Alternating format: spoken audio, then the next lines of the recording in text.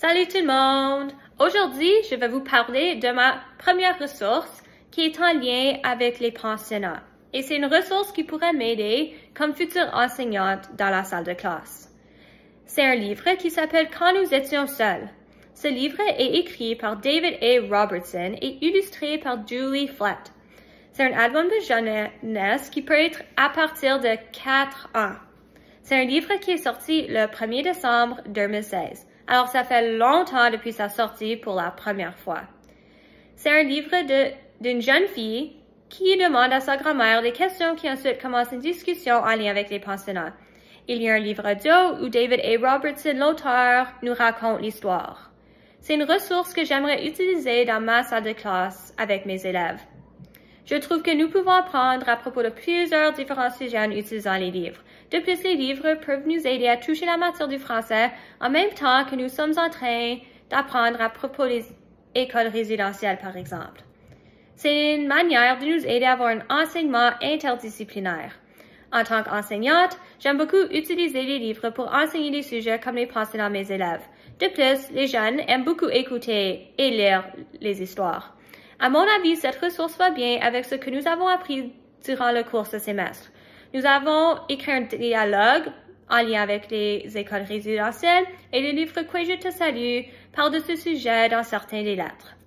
Pour conclure, je trouve que ça serait une bonne ressource pour apprendre plus à propos des écoles résidentielles, comme j'ai mentionné avant plusieurs fois. Et puis, c'est une excellente lecture qui ne vous prendra pas longtemps pour en apprendre plus en lien avec les pensionnats.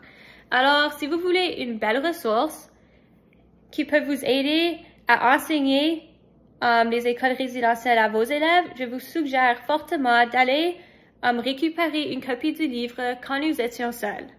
Merci d'avoir écouté. Salut! Salut tout le monde! Me voici encore pour vous parler de ma deuxième ressource. Cette fois, cette ressource va m'aider avec mon développement professionnel comme future enseignante. J'ai aussi choisi un livre encore qui s'appelle Écrits autochtones, comprendre les enjeux des Premières Nations, des Métis et des Inuits au Canada. C'est un livre par Chelsea Vowell qui a été publié le 31 mai 2021. Alors, ça fait pas longtemps depuis sa sortie pour la première fois. Chelsea est une femme métisse originaire de la communauté de Manitou-Sakahikan en Alberta. J'espère que j'ai bien prononcé la région d'où elle vient.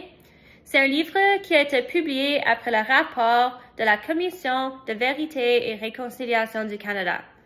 Ce livre vise à clarifier les concepts et idées reçus liés aux questions autochtones et les relations juridiques, politiques et sociales entre les peuples autochtones et le Canada. Je trouve que cette ressource m'aidera à apprendre plus en lien avec les enjeux des Premières Nations, des Métis et des Inuits au Canada. C'est un sujet auquel je veux en apprendre plus pour pouvoir mieux enseigner cela à mes futurs élèves.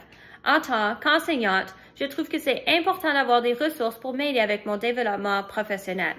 Je vais toujours être en mode d'amélioration durant la durée de ma carrière en enseignement, alors je pense que cette ressource va m'aider avec mon développement en lien avec l'enseignement des traités. Ce livre va bien avec ce que nous avons appris durant notre cours, qui étaient les relations en lien avec les Autochtones et les Allochtones.